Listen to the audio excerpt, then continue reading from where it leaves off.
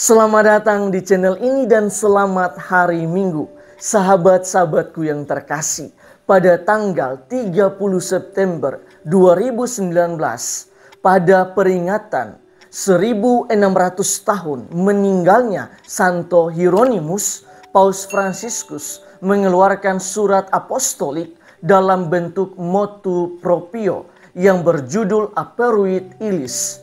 Di dalam surat inilah Paus Fransiskus menetapkan Minggu Sabda Allah.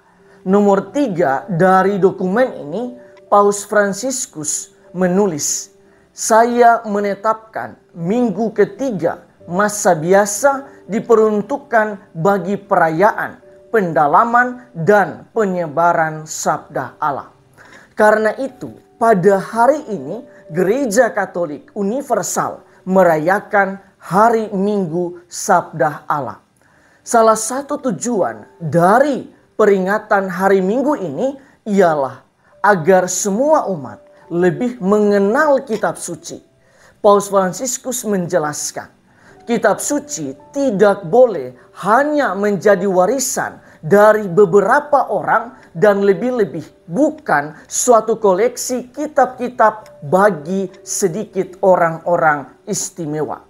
Kitab suci terutama adalah milik umat yang berkumpul untuk mendengarkan dan mengenal dirinya di dalam kata-kata itu.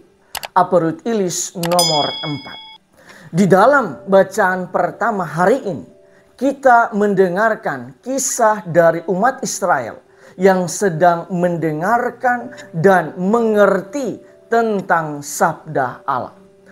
Pembacaan itu diwartakan atau dibawakan oleh Imam Ezra dan semua umat mendengarkannya. Diceritakan di sana bahwa bagian-bagian kitab Taurat Allah dibacakan dengan jelas dengan diberi keterangan-keterangan sehingga pembacaan dimengerti. Umat Kristiani pun harusnya memiliki kebiasaan untuk membaca dan mengerti Sabda Allah yang dibacakannya. Tujuannya ialah agar kita semakin serupa dengan Kristus. Di dalam bacaan kedua, Santo Paulus menekankan tentang tubuh Kristus. Bagi Santo Paulus, di dalam tubuh Kristus, Kristus adalah kepala dan kita semua adalah anggota-anggota tubuh Kristus itu sendiri. Konsekuensinya, kita yang adalah anggota tubuh Kristus, semestinya hidup kita harus menyerupai Kristus. Salah satu cara agar bisa menyerupai Kristus ialah menghidupi atau mewujud nyatakan Sabda Allah di dalam kehidupan kita. Di dalam bacaan Injil, Santo Lukas bercerita tentang Yesus yang menggenapi nas kitab suci. Bahasa lain dari penggenapan nas kitab suci ialah Yesus mewujud nyatakan Sabda Allah di dalam hidupnya. Oleh karena itu, orientasi hidup semua pengikut Kristus ialah membuat Sabda Allah itu hidup dan nyata di dalam kehidupan kita semua. Sahabat-sahabatku yang terkasih, marilah kita merenungkan sejumlah remah permenungan. Pertama, bacaan pertama bercerita tentang Sabda Allah yang dibacakan dan harus dimengerti oleh umat Israel. Karena itu, keterangan-keterangan dari bacaan tersebut dijelaskan kepada mereka. Belajar dari pengalaman ini, para pengikut Kristus semestinya menempatkan Sabda Allah sebagai salah satu pusat kehidupan. Sabda Allah haruslah menjadi makanan rohani bagi kita semua. Yesus berkata Manusia hidup bukan dari roti saja, tetapi dari setiap firman yang keluar dari mulut Allah. Dengan demikian, sabda Allah itu tidak sekedar dibaca, tetapi juga dimengerti dan didalami. Memang, terkadang sabda Allah itu susah untuk didalami dan dimengerti. Akibatnya, kita malas untuk membacanya dan mendalaminya.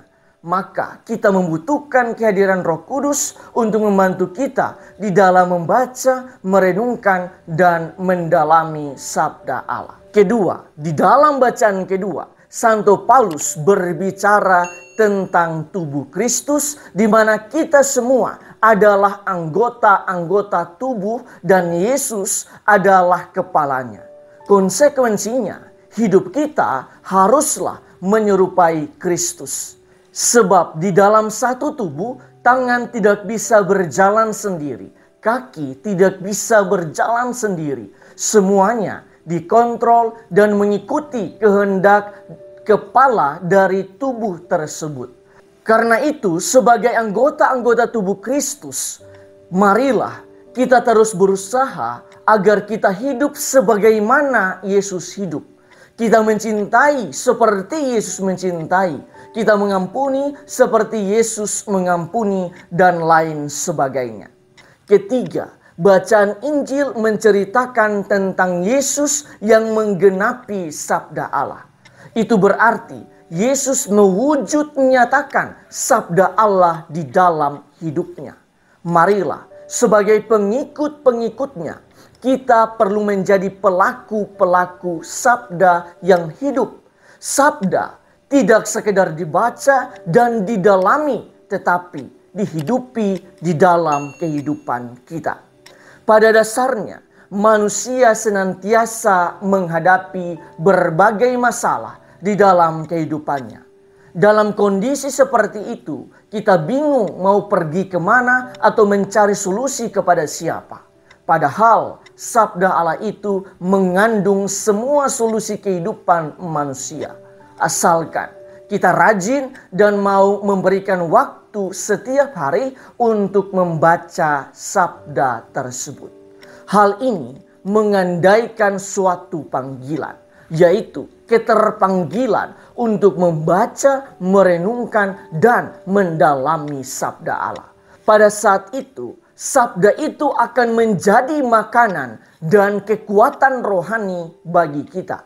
Kita perlu mengambil waktu yang cukup untuk membaca, merenungkan, dan mengerti sabda tersebut, sehingga sabda itu menjadi pedoman hidup kita. Tuhan memberkati kita semua.